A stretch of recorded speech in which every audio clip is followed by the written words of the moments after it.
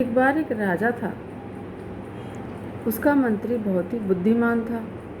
एक बार राजा ने अपने मंत्री से प्रश्न किया, मंत्री जी, भेड़ों और कुत्तों के पैदा होने की दर में कुत्ते भेड़ों से बहुत आगे हैं, लेकिन भेड़ों के झुंड देखने में आते हैं और कुत्ते कहीं कहीं एकाध ही नजर आते हैं।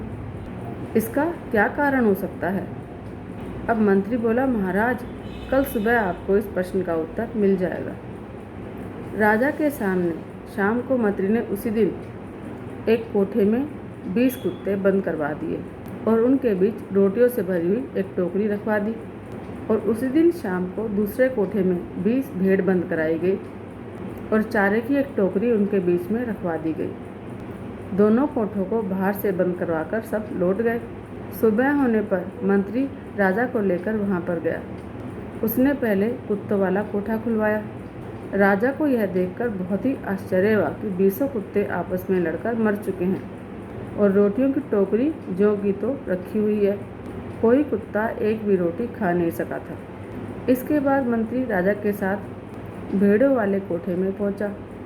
कोठा खोलने के बाद राजा ने देखा कि 20 भेड़ें एक दूसरे से चिपककर सो रही थी और उनकी चारे की टोकरी बिल्कुल खाली थी।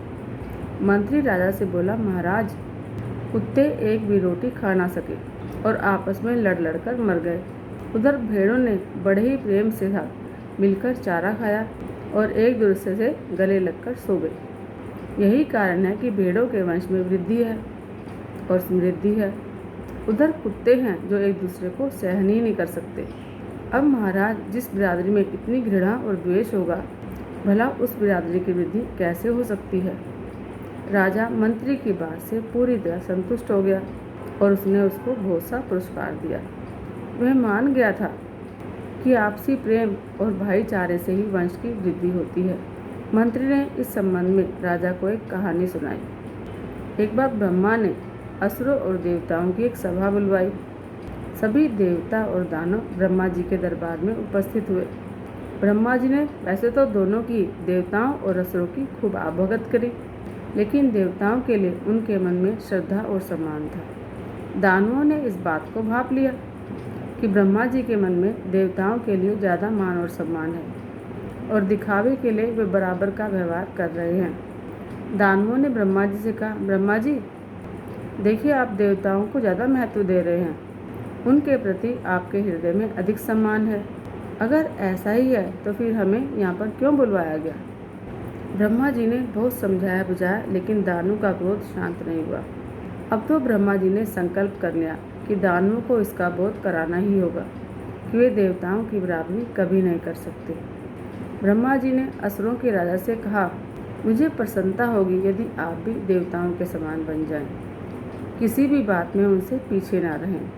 अब असुरों के राजा ने अकड़ का कहा कि हम तो इनसे पहले ही बहुत आगे हैं। अब ब्रह्मा जी बोले, बुरा ना मानो तो मैं आप लोगों की परीक्षा ले लेता हूँ। अब दानवों का राजा बोला, ठीक है, हो जाए परीक्षा।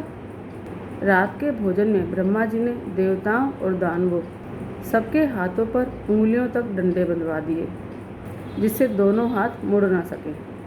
सबसे पहले ब्रह्मा जी ने असुरों के आगे लड्डुओं के बड़े बड़े थाल परोसे और कहा कि जो सबसे अधिक लड्डू खाएगा वही श्रेष्ठ होगा। दानवों ने लड्डू उठा तो लिए, किंतु हाथ में डंडे बंधे होने के कारण वे लड्डुओं को अपने मुंह तक ना ले जा सके। यह तो एक विकट समस्या उत्पन्न हो गई। बहुत प्रयास करने के बाद भी कोई भी दानव लड्डू खाने में सफल न हो सका। सभी उठकर खड़े हो गए। अब देवताओं की बारी आई। उनके हाथ पर भी उसी प्रकार डंडे बांधे गए। उनके हाथ भी मुड़ नहीं सकते थे। पंक्ति में बैठे सभी देवताओं के सामने थाल भर लड्डू परोसे गए। देवताओं ने 2-2 की जोड़ी बना ली। एक देवता दूसरे देवता को लड्डू खिला रहा था। सभी दानव ये तमाशा देख रहे थे। उन्हें मानना पड़ा कि वास्तव में देवता दानवों से बहुत श्रेष्ठ हैं। राजा को भी मंत्री की कहानी बहुत पसंद आई। वह मान गया कि वास्तव में एकता से कोई भी कार्य किया जा सकता है। हर हर महादेव।